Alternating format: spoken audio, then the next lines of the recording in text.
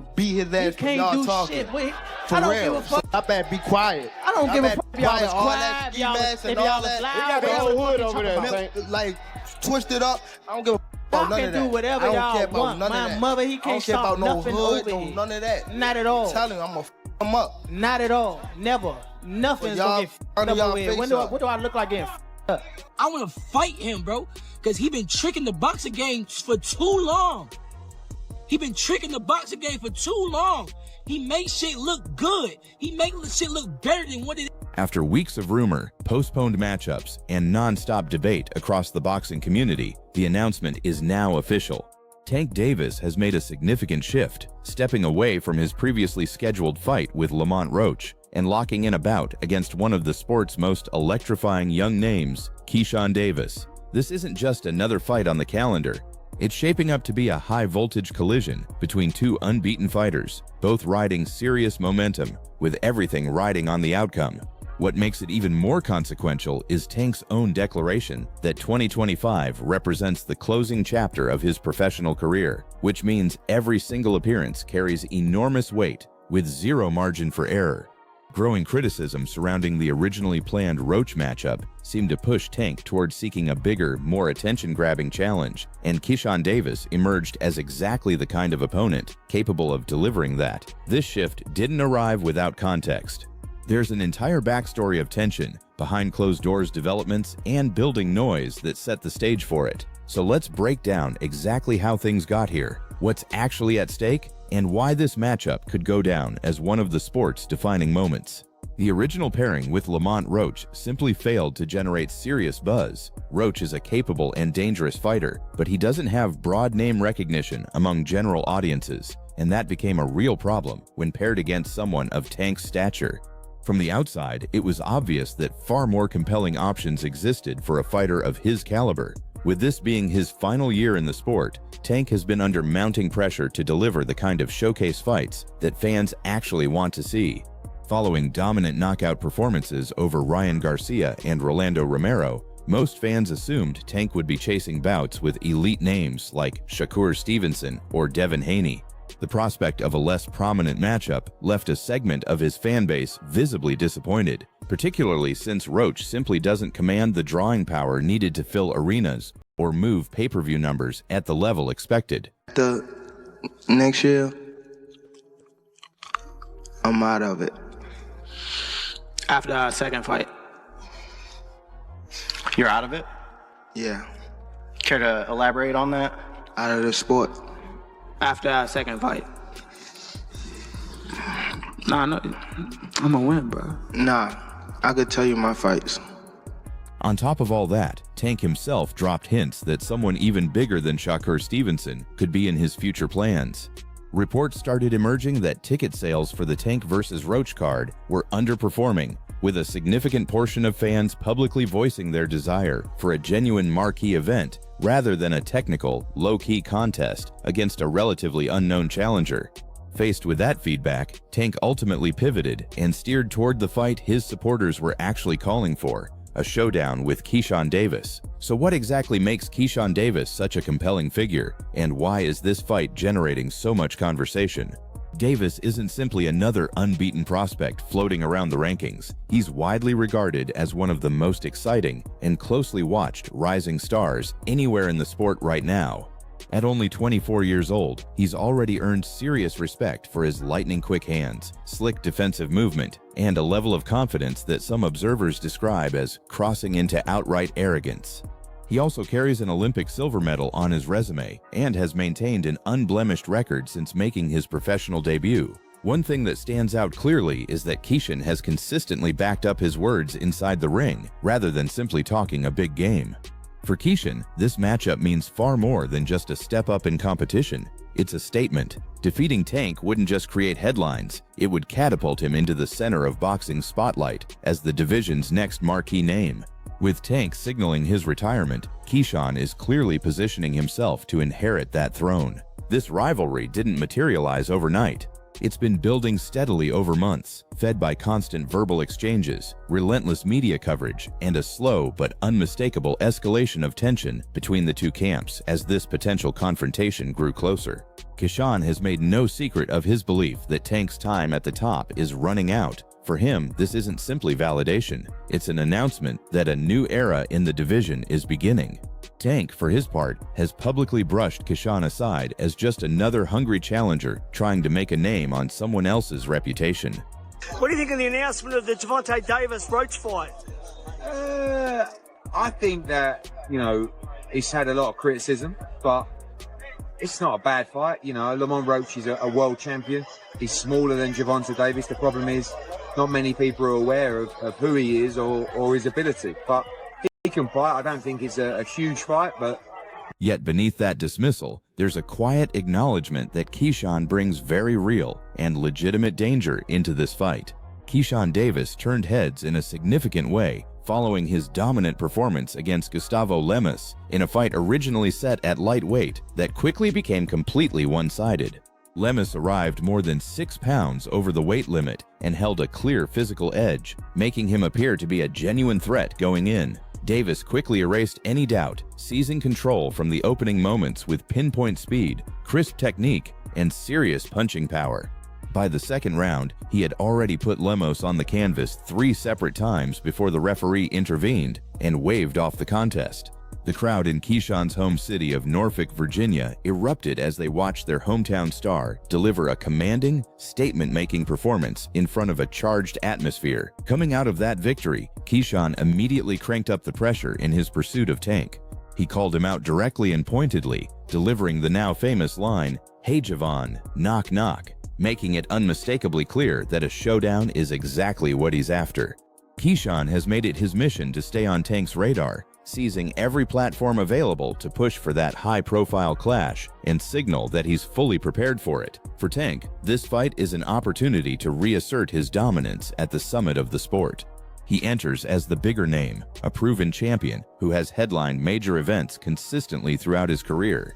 Beating Keyshawn would silence the persistent narrative that he avoids dangerous young challengers and would reinforce his standing as one of boxing's premier attractions heading into the final stretch of his career.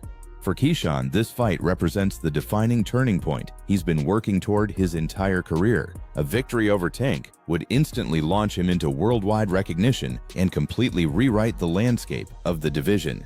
Keyshawn also shouldn't be underestimated coming in. He's far from a conventional underdog, riding the momentum of a punishing second-round knockout over Lemos, with his confidence sitting at an absolute peak. The fact that Lamont Roach is as familiar with Tank Davis as he is, it goes beyond them fighting in the amateurs. They've spent time in camp together. He's been around Tank. He's seen Tank up close and personal, whether he's in the ring with them or not. That matters. When you know a guy's rhythm, when you know their speed, when you know what they're thinking, that changes everything, Saying all this to say that because I know we got a lot of people. It don't matter. When he get hit, he going to sleep. Just wait for it. This might be a fight until he gets hit. And again, he's tasted that before. So if he gets hit and he doesn't go away, we got a fight on our hands, I think it's a good fight. I think that there's better fights for Tank Davis. But that performance also demonstrated he can impose his will against physically larger opponents, which bodes well for what lies ahead. Everything about his preparation, his mindset, and his trajectory suggests he has been building toward exactly this kind of moment for a very long time. Adding a particularly intriguing layer to the situation, reports have surfaced indicating that Floyd Mayweather has stepped in to assist Keyshawn Davis in preparing for this major clash against Tank. You can be certain that Tank is not going to take that piece of news lightly. This development isn't just a training footnote, it clearly carries deeper personal meaning. The relationship between Floyd Mayweather and Tank has been complicated and strained for quite some time now, and whatever connection once existed between them has evolved into something far more fractured and difficult. With Mayweather now actively working in Keyshawn's corner, it's evident that his involvement goes beyond simply supporting a talented young fighter. He's also sending a very deliberate message directed at his former protege.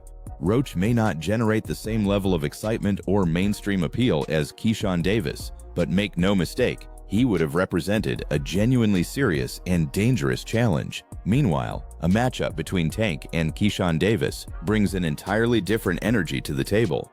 Major press attention, substantial hype, and the kind of high-octane action that fans associate with a true blockbuster event. Roach, by comparison, represented a quieter but still dangerous test, the kind of under-the-radar challenge that earns respect in boxing circles but doesn't move the needle commercially the way a fight of this magnitude can. That wraps up today's video. If you enjoyed it, go ahead and hit the like button, subscribe to the channel, and turn on the notification bell so you never miss what we put out next. Drop your thoughts and opinions in the comments below because we genuinely want to hear from you. Stay connected, and we'll catch you in the next one. And then you hope Tank, I know he's announced that he's retiring at the end of 2025. I don't know if you believe that or not, but I don't know. I thought he was very sincere. I mean, like, sometimes the hunt... Fed up with, yeah. Maybe, but boxing can do that to you, I think, in general. So I think that maybe he wants to do something different with his life. We can only look after our own, and that's Shakur Stevenson. And for me, Schofield, Zepeda, Tank. That's the plan for 2025. And if we were to do that, I think Shakur against Tank is one of the best fights in boxing. Two, unbelievable. Following is not... Oh, that fight can still happen. But after this year, I'm out of... Could we see you with Shakur before you go? For what? Okay. Who have Shakur... What have Shakur done? What have he done in the sport? He haven't done nothing. You don't think he's better than any of the guys you face? Looking more better than him. Who that? The Keyshawn. Keyshawn looking way more better than this nigga. So you would rather... Keep screaming this nigga name, he haven't done nothing. You rather fight Keyshawn haven't even done nothing. So what do you say to those who say that you might be afraid? So what do you say to those who might be saying that, you know, Tank is afraid of Shakur? Afraid of what? Afraid of what? Us fighters, if we're afraid of somebody, it gotta be somebody hitting us and hurt us. Like, he don't have no offense. Everything is defense. Defense only winning basketball and you stole the show. You know, I know it's, you know, you're the main event. You're supposed to, but you delivered. Right. And you after it said, you know, knock knock Tank. Yeah. I'm knocking on the door. You came over here, said light skin. A lot of fight fans like when people call out and do things like that. But only person that don't like it is him. He's kind of weird. But now he got no choice but to fight me. The fans want him to fight me. After what I just did tonight against a guy that's bigger than him, come on now. If I touch him, what's gonna happen? Talk about that. Everybody want to talk about Keyshawn. What if he touch you? What if I touch him? You are good. You are real good. But there's levels to this game, Keyshawn. Okay, we gonna talk about levels. Okay, just know it's energy he coming with. He can't do all them shenanigans and all that he be doing with other people. He can't do that to me.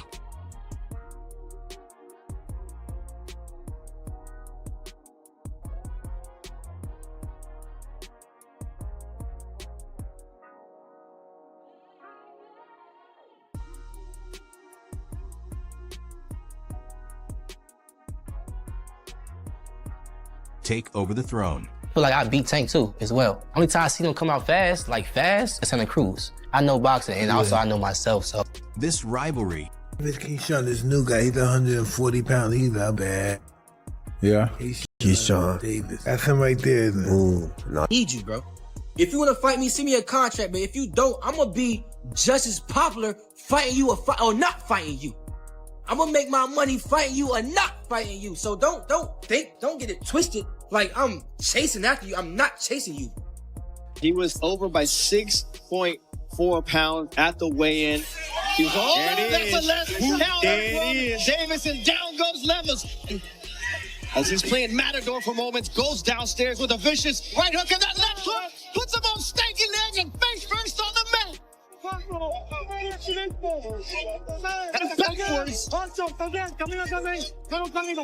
Don't dance too early now, Keyshawn, because Levels is still dangerous, but not if you can continue to land those powerful shots, and that's how you end the fight. Keyshawn Davis said, I don't care if he's King Kong, if he comes into my house, he's gonna pay the price, and boy, did Levels pay the price.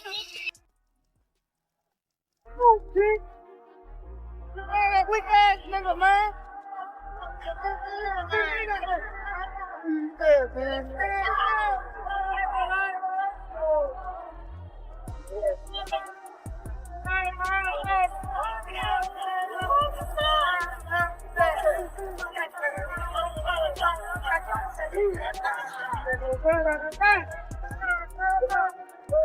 Excitement, huh?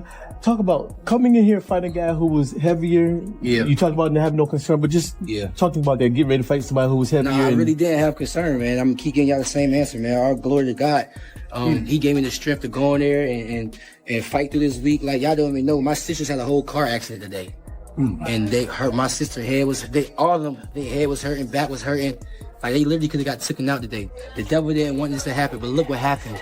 It was still a glorious night. I told y'all it's gonna be a movie. What is the A world title, but also we gonna come back to Norfolk, man. So y'all don't forget about me. Y'all keep supporting DB3. But a world title definitely gonna be next 2025. We got big plans for everybody in the boxing world. Hey, Gervonta, knock knock. You've been on that all week. Listen. Like I said before, every time he has came to me, when I say who you want to fight, it doesn't matter. So he don't pick and choose. So if y'all want to criticize anybody, criticize me, or criticize Leonard Ellaby, or criticize whoever, but don't criticize the fighters. Little dude, little dwarf, Oopa Loopa, little light-skinned dude. I'm not chasing you. I'm not chasing you. Tiafimo is running from me. I'm not chasing you, Tiafimo. Who else? I'm not trying to. Though that Keyshawn Davis is ready to step into the ring with one of those guys and fight for a world title? Truth be told, Brian, I literally just got off the phone. I just hung up the phone with Shakur saying I gotta do an interview with you. And I'm like, cool, what you think? Like, cause I'm a person that really on top. When Light Skin posted those messages about me sparring, I'm really looking at it like, okay, so what? That I DM'd you about sparring. So what? No cap. Since when y'all take sparring into consideration of shit? So what? So what? What was his point in even doing that? Like, what was he trying to get with it? That I'm trying to ride his coattail? Like, bro, I don't need you. I don't have to fight you. I'm making real. I don't need you, bro. I don't need you, bro. I do not need you, bro. I don't. If you want to fight me, send me a contract, but if you don't, I'm gonna be just as popular fighting you or not fighting you. I'm gonna make my money fighting you or not fighting you. So don't get it twisted like I'm chasing after you. I'm not chasing you, little dude.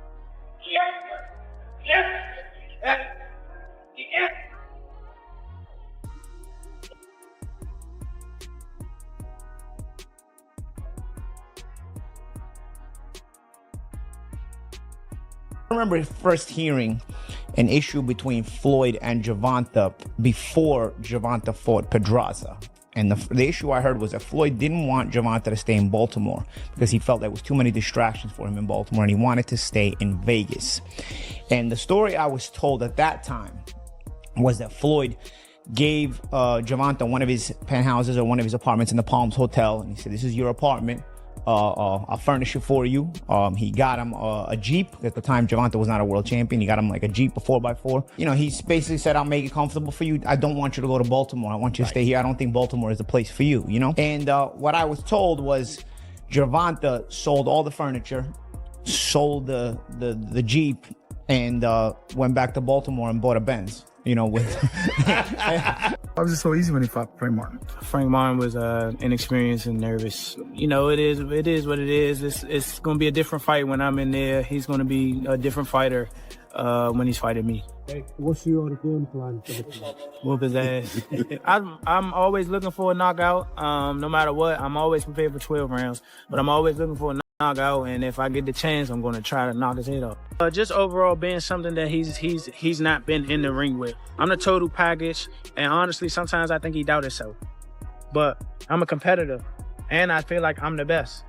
So I'm a show up. When he talks about you not bringing your family, saw it was an early knockout. You know, you come out sharp and put the man to sleep. You know, so you know he is next up. He's going to be a great fighter. He's calling for Tank. Now he beats Tank. Yeah, you think so? Keyshawn Davis beats Tank, in my opinion. I believe he's give him a good ass spanking.